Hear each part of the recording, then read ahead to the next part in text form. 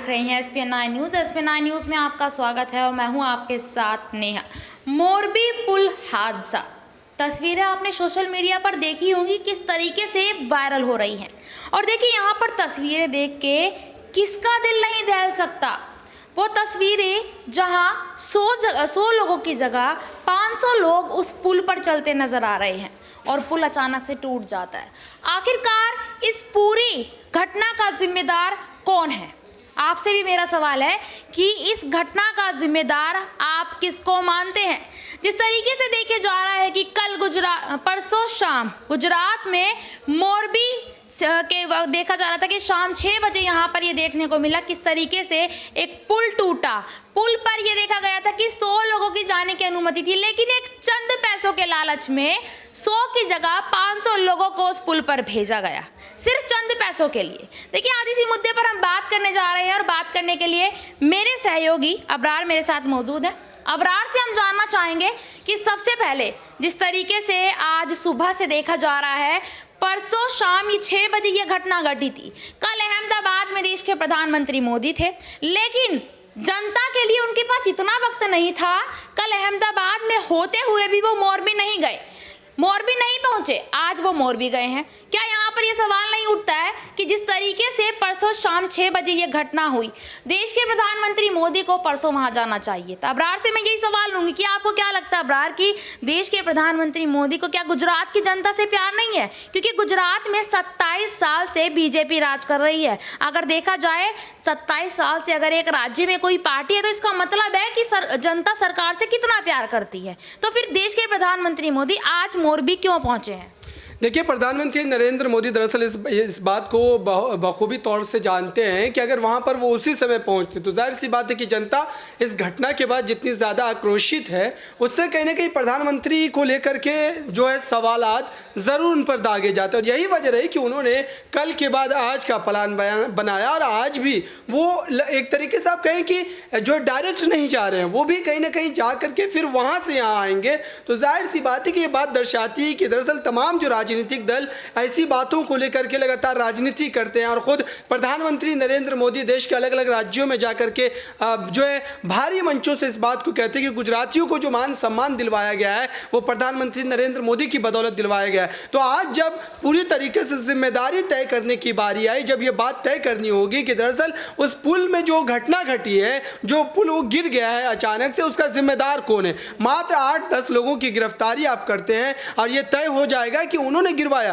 कर्मचारियों की गिरफ्तारी हो रही है। आप सोचिए कि जो उस कंपनी का मालिक है, जो ऑनर है, आप उसका FIR में नाम तक दर्ज नहीं करते। तो ये बात दर्शाती है कि दरअसल किस तरीके से मिली भगत करके कहीं ना कहीं इस पूरे मुद्दे को जो ठंडे बस्ते में डालने का एक नाकाम जो कोशिश है वो किया जा रहा है सरकार के द्वारा। लेकिन जनता इस बात को बखूबी याद रखेगी और विधानसभा चुनाव नजदीक है और जाहिर सी बात है कि इसका भरपूर नुकसान जो है भारतीय जनता पार्टी को चुनाव में उठाना पड़ेगा और इसका सीधा फायदा आम आदमी पार्टी को मिलता नजर आ रहा है। बिल्कुल, यहाँ पर देखिए ये देखने वाली बात है, क्योंकि अगर देखा जाए तो 127 साल पुराना ये पुल था। इससे भी बड़े पुराने पुल यहाँ देखने को मिलते हैं। 127 साल पुराना पुल रेनोवेशन के लिए वो बंद हो गया था, लेकिन 6 दिन पहले, मात्र 6 दिन पहले उसको खोला गया। अब आप ये देखिए कि यहाँ पर पुल खोल दिया गया बिना किसी कागज पत्र के, बिना किसी फिटनेस जांच के उस पुल को खोल दिया गया, क्योंकि जनता तो फिजूल की है। जो ये वही जनता है, सरकार को ये सोचना चाहिए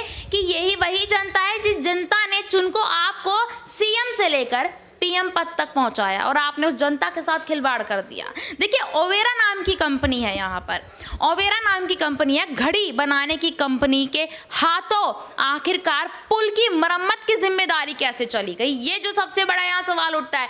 घड़ी बनाने वाली कंपनी के पास पुल रेनोवेट करने की जिम्मेदारी कैसे पहुंच गई? और कहा जा रहा है कि 17 साल से यहाँ पर इस कंपनी के पास इस पुल की रेनोवेट की जिम्मेदारी थी। इस पर क्या कहना चाहेंगे अबरार? देखिए सवाल यही है कि दरअसल जिस तरीके से कहीं ना कहीं प्रधानमंत्री नरेंद्र मोदी जो पूरे देश में एक तरीके से स्वच्छ राजनीति की एक लहर जो है वो दोहरा रहे हैं और इस तरीके की बातें उनके द्वारा करी जाती है। आप देखिए कि जब पश्चिम बंगाल में ठीक इसी तरीके की घटना घटी थी तो प्रधानमंत्री नरेंद्र मोदी वहां पहुंच करके राजनीति कर रहे थे और कई तरीके से ममता बनर्जी को घेरने का प्रयास जो है उनके द्वारा किया गया। तो जब अब उनके गृह राज्य में यह घटना घटी है तो जाहिर सी बात है कि उनकी नैतिक जिम्मेदारी ये बनती है कि वो इस मामले में जल्द से जल्द कार्रवाई नहीं बल्कि वो तमाम परिवार के लोग जो कहीं ना कहीं इस दुनिया से अब चले गए हैं और बहुत सारे लोग घायल हैं, तो अब उन परिवारों का क्या होगा, उसकी जिम्मेदारी कौन तय करेगा? प्रधानमंत्री नरेंद्र मोदी उसके जिम्मेदार है या वहाँ के मुख्यमंत्री जिम्मेदार है या फिर वो 4-5 कर्मचारी? आप देखिए लगातार जिस तरीके से जो क्षमता है उस पुल की, उस क्षमता से ज़्यादा लोगों को वहाँ पर जाने क्यों दिया गया? अगर क्षमता से कम लोग वहाँ पर जाते या उतनी ही संख्या में लोग वहां पर जाते तो ज़्यादा से ज़्यादा लोगों की हानि नहीं देखने को मिलती। जाहिर सी बात है यहाँ पर पूरी तरीके से जो कॉन्ट्रैक्टर है उसकी एक घोर लापरवाही यहाँ पर देखने को मिल रही है और कहीं ना कहीं मुनाफे की जो एक तरीके से तिजारत देखने को मिलती है देश में अलग अलग जगहों पर। इस तरीके की घटना लगातार बढ़ती चली जा रही है। मात्र जो राजनेता होते हैं वो शोक व्यक्त करके कहीं ना कहीं इस पूरे मामले को भूल जाते हैं और फिर मामला जस का तस बना रहता है। तो जाहिर सी बात है कि अब गुजरात में जबकि चुनाव है और साथ ही प्रधानमंत्री नरेंद्र मोदी वहां से आते हैं तो इससे यह साफ स्पष्ट अब उनको कर देना चाहिए कि इस घटना के बाद देश में दोबारा ऐसी कोई घटना नहीं घटेगी। और आप देखिए कि आज ये ऐलान किया जाता है कि एक दिन का राज्य शोक जो है वो घोषित किया जाएगा। तो जाहिर सी बात है इस तरीके की ठीक घटना जो है कोरिया में भी घटी है लेकिन वहां पर 7 हफ्ते का शोक घोषित किया, लेकिन यहाँ पर भारतीय जनता पार्टी की सरकार को सोचने में एक दिन का समय लग गया कि जो है शोक घोषित किया जाना चाहिए कि नहीं किया जाना चाहिए, इसका सियासी फायदा उनको मिलेगा कि नहीं मिलेगा। क्योंकि तमाम चीज़ें भारत में राजनीतिक दृष्टिकोण से ही देखने के बाद कोई भी राजनीतिक दल फैसला लेती है। तो जाहिर सी बात है कि इस मामले के बाद कहीं ना कहीं नैतिक जिम्मेदारी किसी न किसी की तय होनी चाहिए। मात्र शोक व्यक्त करके आप उस परिवार के जो कातिल को है वो छोड़ नहीं सकते और ये भी तय होना चाहिए कि दरअसल उन तमाम 150 लोगों का जो कातिल है वो कौन है और उसको सख्त से सख्त सजा देने का काम प्रधानमंत्री नरेंद्र मोदी को सीएम जो है भूपेंद्र पटेल को आदेश दे करके करने की जो एक तरीके से जिम्मेदारी लेनी चाहिए। बिल्कुल यहाँ जिम्मेदारी लेनी चाहिए। तो देखिए अगर यहाँ देखा जाए तो चारों तरफ ये कहा जा रहा है कि बीजेपी सब जो घटना घटी है इसकी जिम्मेदारी बीजेपी है। तो देखिए चारों तरफ यहाँ ये कहा जा रहा है, लेकिन अबरार एक आखिरी सवाल आपसे लेना चाहूंगी, कहीं इसमें विपक्ष की राजनीति तो नहीं है? गुजरात में 27 साल की सरकार को गिराने के लिए कहीं ये राजनीति तो नहीं चली गई है कि इस घटना का जो इल्जाम आरोप है वो बीजेपी पर तो आएगा ही आएगा? जाहिर सी बात है।